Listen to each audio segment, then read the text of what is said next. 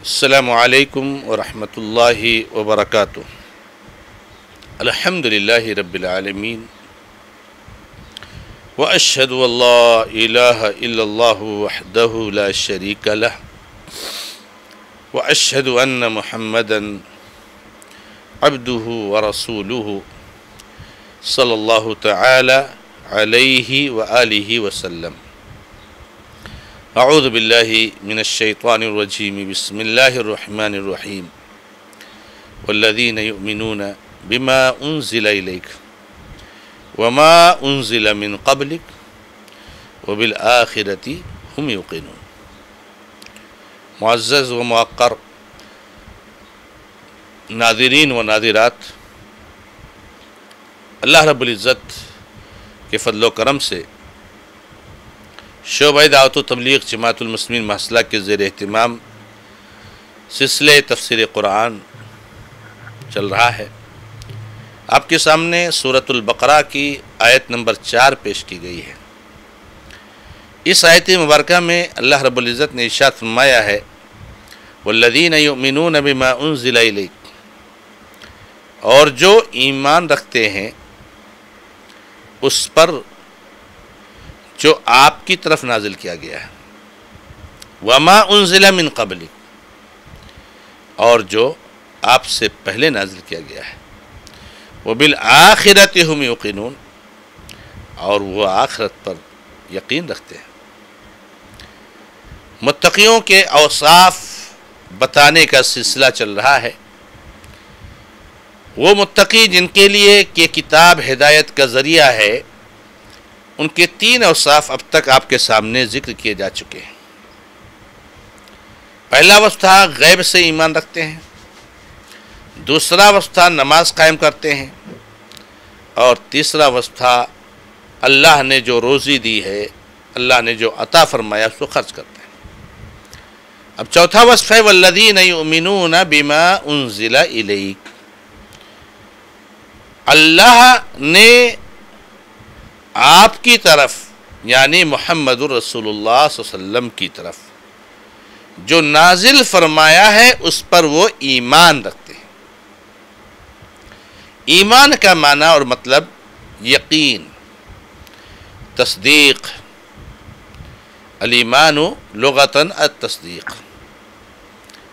ایمان کا مطلب تصدیق کرتے ہیں، یقین رکھتے ہیں اور اس پر ایمان لاتے ہیں، کو تسلیم کرتے ہیں۔ کس چیز کو؟ جو آپ کی طرف نازل کیا گیا ہے۔ سوال یہ ہے کہ اللہ کے نبی محمد رسول اللہ صلی اللہ تعالی علیہ وسلم کی طرف کیا نازل کیا گیا ہے؟ تو ہمارے بہت سارے بھائی یہ جواب دیں گے کہ نبی صلی اللہ علیہ وسلم کی طرف قرآن نازل کیا گیا ہے۔ حالانکہ یہ جواب ناقص ہے، ناقص ہے میرے بھائیوں۔ ہمیں بہت باریکی کے ساتھ کوئی لفظ استعمال کرنا چاہیے، ہمیں باریکی کے ساتھ شرعی باتوں کو سمجھنے کی کوشش کرنی چاہیے۔ یہیں سے انکار حدیث کا دروازہ کھلتا ہے، یہیں سے انکار حدیث کا فتنہ اٹھتا ہے۔ جب ہم یہ کہہ دیتے ہیں کہ اللہ رب العزت کی طرف سے نبی صلی اللہ علیہ وسلم کے اوپر قرآن نازل کیا گیا ہے، تو ظاہر سی بات ہے اللہ نے جو نازل کیا ہم کو اسی پر عمل کرنا ہے، تو پھر حدیثوں کا کیا کام ہے؟ میرے بھائیوں، اللہ رب العزت کی طرف سے محمد رسول اللہ صلی اللہ علیہ وسلم کی طرف قرآن اور حدیث نازل کیا گیا ہے۔ اللہ کے نبی علیہ السلام کی بہت واضح حدیث ہے، سنن نبی داؤد وغیرہ کی، الا انی اوتیت الکتاب ومثلہ معہ، لوگوں خبردار ہو جاؤ کہ میں قرآن دیا گیا ہوں اور قرآن ہی کے جیسے اس کے ساتھ ایک چیز اور دیا گیا ہوں۔ وہ کیا چیز ہے؟ اللہ کے نبی صلی اللہ علیہ وسلم کی حدیث ہے، یہ بھی اللہ کی طرف سے نازل ہوئی ہے۔ انا نحن نزلنا الذکر وانا لہ لحافظون، بے شک ہم نے ذکر کو نازل کیا ہے اور ہم ہی اس کی حفاظت کرنے والے ہیں۔ ذکر میں قرآن بھی داخل ہے اور ذکر میں حدیث بھی داخل ہے۔ اللہ کے نبی علیہ السلام نے جو باتیں بیان فرمائی ہے، اگر میرا کوئی بھائی یہ سمجھتا ہے کہ نبی علیہ الصلوۃ والسلام نے باتیں اپنے ذہن اور دماغ سے کہی ہیں تو معاف کیجئے، اس کو اپنی اصلاح کرنی چاہیے، اس نے علم صحیح طریقے سے نہیں حاصل کیا۔ اللہ کے نبی علیہ الصلوۃ والسلام جو کچھ بھی کہتے تھے، وما ينطق عن الهوى ان هو الا وحی یوحى، آپ اپنے دل سے کوئی بات نہیں کہتے، نہیں وہ ہوتا ہے مگر وحی جو اللہ تعالیٰ کی طرف سے کیا جاتا ہے۔ تو نبی صلی اللہ علیہ وسلم جو بھی کچھ کہتے ہیں وہ اللہ کی طرف سے وحی ہوتی ہے۔ وہ قرض والے واقعے کو ہم لوگ دیکھیں کہ ایک آدمی نے نبی علیہ الصلوۃ والسلام سے سوال کیا کہ شہید کی کیا فضیلت ہے، یا شہید کے سارے گناہ معاف ہو جاتے ہیں؟ تو نبی علیہ الصلوۃ والسلام نے فرمایا کہ یغفر للشہید کل ذنب، شہید کے سارے گناہ معاف کر دیے جاتے ہیں۔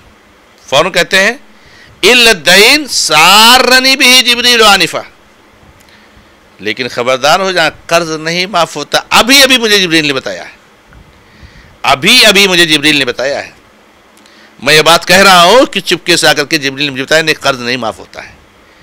تو جبریل صبح و شام آتے رہتے ہیں، جبریل نبی علیہ الصلوۃ والسلام کو بتاتے رہتے ہیں، اللہ کے نبی علیہ الصلوۃ والسلام اپنی امت کو بتاتے رہتے ہیں۔ تو والذین یؤمنون بما انزل الیک، یہ اس میں قرآن پہلے نمبر پر، کہ اللہ رب العزت کی جو کتاب ہے اور اللہ کا جو کلام ہے، جو سورۃ الفاتحہ بسم اللہ الرحمن الرحیم سے شروع ہوتا ہے اور سورۃ الناس من الجنۃ والناس پر ختم ہوتا ہے، جس کی 114 صورتیں ہیں، سب سے پہلی صورت سورۃ الفاتحہ ہے، آخری صورت سورۃ الناس ہے، یہ اللہ کا کلام ہے، یہ اللہ کی طرف سے نازل ہوا ہے۔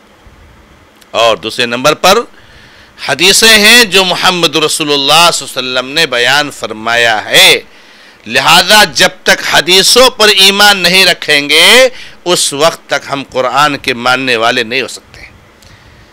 بڑے دھڑلے کے ساتھ ہمارے کچھ احباب اس دنیا میں پائے جاتے ہیں، اللہ ان کے شر اور فتنے سے ہم سب کی حفاظت فرمائے۔ بڑے دھڑلے کے ساتھ کہتے ہیں کہ ہم قرآن کو مانتے ہیں، حدیثوں کو نہیں مانتے۔ جو حدیثوں کو نہیں مانتا وہ قرآن کا ماننے والا نہیں ہو سکتا، جو حدیثوں کو نہیں مانتا وہ قرآن کا ماننے والا نہیں ہو سکتا۔ کیوں میرے بھائیوں؟ اس لیے کہ قرآن ہی نے تو کہا ہے حدیثوں پر ایمان رکھنے کا، قرآن ہی نے تو کہا ہے حدیثوں پر عمل کرنے کا۔ تو جو قرآن حدیث کا انکار کرے وہ قرآن کا منکر ہوتا ہے۔ اسی لیے عمران بن حسین رضی اللہ تعالیٰ عنہ سے جب کسی شخص نے کہا کہ آپ ہم کو قرآن کا درس دیجئے حدیثوں کا نہیں، بھاپ گئے کہ شاید یہ فتنے کا شکار ہو گیا ہے، تو عمران بن حسین نے کہا ادنو قریب آجا، قریب آجا۔ تو کہتا ہے کہ قرآن سے درس سے حدیثوں سے نہیں۔ اللہ رب العزت نے قرآن کریم کی کئی آیتوں میں نماز قائم کرنے کا حکم دیا ہے، تو بتا نماز کیسے قائم کریں گے، کہ تفصیلات بتا قرآن میں۔ اللہ رب العزت نے رمضان کے روزے فرض فرمائے ہیں، تو بتا روزے کیسے رکھیں گے۔ اللہ رب العزت نے زکوٰۃ فرض کیا ہے، تو بتا زکوٰۃ کیسے ادا کریں گے۔ یہ ساری چیزیں کہاں ملیں گی؟ قرآن کے بغیر، حدیث کے بغیر نہ تو قرآن کو مانا جا سکتا ہے، اور حدیث کے بغیر نہ تو قرآن پر عمل کیا جا سکتا ہے۔ جس طریقے سے قرآن حجت ہے اس بنو آدم کے لیے، ویسے ہی حدیثیں حجت ہیں اس بنی نوع انسانیت کے لیے۔ تو میرے بھائیوں، اللہ کی طرف سے جو نازل کیا گیا ہے وہ قرآن بھی ہے، حدیث بھی اس پر ایمان رکھتے ہیں۔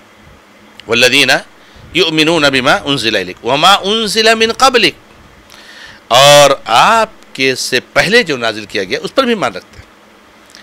ویسے ان چیزوں کا تذکرہ یؤمنون بالغیب میں ہو چکا ہے، جہاں ایمان کے 6 ارکان کا تذکرہ ہوا، اور یہ چیزیں اس میں داخل ہیں، لیکن اللہ تعالیٰ نے ان کی اہمیت کی خاطر یہاں پر ذکر فرمایا ہے کہ ہمیں صرف قرآن پر ایمان نہیں رکھنا ہے، حدیثوں پر ایمان نہیں رکھنا ہے، بلکہ قرآن سے پہلے جو کتابیں نازل کی گئی، تورات ہو، انجیل ہو، زبور ہو، ابراہیم علیہ السلام کے صحیفے ہوں، موسیٰ علیہ السلام کے صحیفے، سب پر ایمان رکھنا ہے۔ ایسا نہیں میرے بھائیوں کہ ہمارا عیسائی جو ہے کیا نام ہے کرسچن بھائی اگر قرآن کا انکار کرے تو ہم کہیں گے ہم تیری کتاب کو نہیں مانیں گے، وہ لاکھ قرآن کا انکار کرے ہمیں انجیل کو ماننا پڑے گا، وہ لاکھ قرآن کی توہین کرے ہمیں انجیل کی عزت کرنی پڑے گی، وہ لاکھ نبی علیہ السلام کی توہین کرے ہمیں عیسیٰ علیہ السلام کی عزت کرنی پڑے گی، وہ لاکھ نبی علیہ السلام کی نبوت کا انکار کرے مگر ہمیں عیسیٰ علیہ السلام کی نبوت کو ماننا پڑے گا۔ والذین یؤمنون بما انزل الیک، اور اس لفظ سے ایک بہت اہم نقطہ یہ ظاہر ہوتا ہے کہ اللہ کے بعد، اللہ کے نبی صلی اللہ علیہ وسلم کے بعد اب کوئی نبی نہیں ہوگا، یعنی گویا کہ یہ آیت مبارکہ ختم نبوت پر دلیل ہے۔ کیسے ختم نبوت پر دلیل ہے؟ کہ اللہ تعالیٰ نے کہا کہ جو آپ کی طرف نازل کیا گیا اس پر ایمان رکھتے ہیں اور جو آپ سے پہلے نازل کیا گیا اس پر ایمان رکھتے ہیں، یعنی گویا کہ آپ اینڈ ہیں، اختتام ہیں، آخری ہیں اس سلسلہ کے، آسمانی کتابوں کے وحی کے نزول کا جو سلسلہ چل رہا ہے یہ آپ پر اینڈ ہو جاتا ہے۔ کیوں؟ اگر آپ کے بعد بھی یہ سلسلہ جاری ہوتا تو اللہ تعالیٰ یہ بھی فرماتا کہ وہ ایمان رکھتے اس پر جو آپ سے پہلے نازل کیا گیا اور اس پر بھی ایمان رکھتے ہیں جو آپ کے بعد نازل کیا جائے گا۔ اب چونکہ آپ کے بعد نازل نہیں کیا جا رہا ہے کچھ، اس لیے اللہ تعالیٰ نے کہا جو آپ سے پہلے نازل کیا گیا اس پر بھی ایمان رکھتے ہیں اور جو آپ کی طرف نازل کیا گیا اس پر بھی ایمان رکھتے ہیں۔ تو یہ آیت مبارکہ ختم نبوت پر دلیل ہے کہ اللہ کے نبی علیہ السلام آخری نبی ہیں اور اللہ کے نبی صلی اللہ علیہ وسلم کے بعد اب کوئی نبی نہیں ہو سکتا۔ وَلَٰكِن رَسُولَ اللَّهِ وَخَاتَمَ النَّبِيِّينَ مَا كَانَ مُحَمَّدٌ أَبَا أَحَدٍ مِّن رِجَالِكُمْ وَلَٰكِن رَسُولَ اللَّهِ وَخَاتَمَ النَّبِيِّينَ، محمد صلی اللہ علیہ وسلم تمہارے مردوں میں سے کسی کے باپ نہیں ہے بلکہ وہ اللہ کے رسول ہے اور آخری نبی ہے۔ أَلَا خَاتَمُ النَّبِيِّينَ لَا نَبِيَّ بَعْدِي، نبی علیہ السلام نے فرمایا میں نبیوں کا خاتم ہوں، یہ آخری سلسلہ ہوں، یہاں مہر لگ چکی ہے، اب میرے بعد کوئی نبی نہیں ہوگا۔ لیکن اللہ کے نبی صلی اللہ علیہ وسلم کے بعد بہت سارے دجال، کذاب، فراڈ، دھوکے باز نبوت کا دعویٰ کریں گے۔ خود نبی نے پیشین گوئی فرمائی ہے اور دعویٰ کا سلسلہ چل رہا اور آج تک جاری و ساری ہے۔ اللہ تعالیٰ اس فتنے سے بچائے۔ تو جو ایمان رکھتے ہیں اس پر جو آپ کی طرف نازل کیا گیا اور اس پر جو آپ سے پہلے نازل کیا گیا، وَبِالْآخِرَةِ هُمْ يُوقِنُونَ، اور آخرت پر یقین رکھتے ہیں۔ آخرت پر یقین کیسے رکھنا ہے اور اس کا کیا مطلب ہے، اس کی تھوڑی سی توضیح جو ہے ارکان ایمان کی توضیح کے سلسلے میں ہوئی، جب وہاں ہم نے ذکر کیا کہ ایمان کا ایک رکن الایمان البعث بعد الموت، مرنے کے بعد دوبارہ اٹھائے جانا، اس پر ایمان ہونا چاہیے۔ تو یہ تینوں چیزیں یؤمنون بالغیب ارکان ایمان میں داخل ہے۔ اللہ رب العزت نے ان کی اہمیت کے خاطر اور ان کے جو ہے کیا نام ہے ان کی خاص طرف خاص توجہ دینے کی خاطر نبی علیہ السلام اللہ تعالیٰ نے خاص طور سے تذکرہ فرمایا۔ تو یہ متقین کے اوصاف ہو گئے کہ جو غیب سے ایمان رکھتے ہیں، نماز قائم کرتے ہیں، اللہ نے جو عطا فرمایا اس کو خرچ کرتے ہیں، جو کچھ بھی نبی صلی اللہ علیہ وسلم کی تعریف نازل کیا گیا اس پر ایمان رکھتے ہیں، جو آپ سے پہلے نازل کیا گیا اس پر ایمان رکھتے ہیں، آخرت پر یقین رکھتے ہیں۔ یہ 6 اوصاف اللہ رب العزت نے متقیوں کے بیان فرمائے ہیں۔ جب یہ 6 چیزیں کسی انسان کے اندر پائی جائیں گی تب اس انسان کو کہا جائے گا کہ یہ متقی ہے۔ ہواؤں میں اڑنے سے کوئی متقی نہیں بنتا ہے، پانی پر چلنے سے کوئی متقی نہیں بنتا ہے، آنکھ پر ننگے پاؤں دوڑنے سے کوئی متقی نہیں بنتا ہے۔ یہ شیطان تو ہو سکتے ہیں، یہ شعبدہ باز تو ہو سکتے ہیں، یہ جادوگر تو ہو سکتے ہیں، متقی نہیں ہو سکتے ہیں۔ متقی انسان عقیدے سے بنتا ہے، متقی انسان منہج سے بنتا ہے، متقی انسان عمل سے بنتا ہے اور متقی اوصاف سے بنتا ہے جن اوصاف کا تذکرہ عنایتوں میں ہے۔ انسان جائے درگاہوں کو سجدہ کرے، انسان اللہ کے ساتھ شرک کرے نعوذ باللہ، اور شعبدہ بازی اور جادوگری کرے اور لوگ جو ہے اس کو بہت بڑا بزرگ اور کرامت والا مان لیں نعوذ باللہ۔ تو ہمیں چاہیے کہ ان اوصاف کو اپنے اندر پیدا کریں۔ اللہ رب العزت سے دعا ہے کہ رب العزت ہمیں اور آپ کو سب کو ان صفات سے متصف فرمائے۔ ھذا ما عندی واللہ تعالی اعلم والحمد للہ رب العالمین وصلی اللہ علی محمد وسلم تسلیما کثیرا کثیرا والسلام علیکم ورحمۃ اللہ وبرکاتہ۔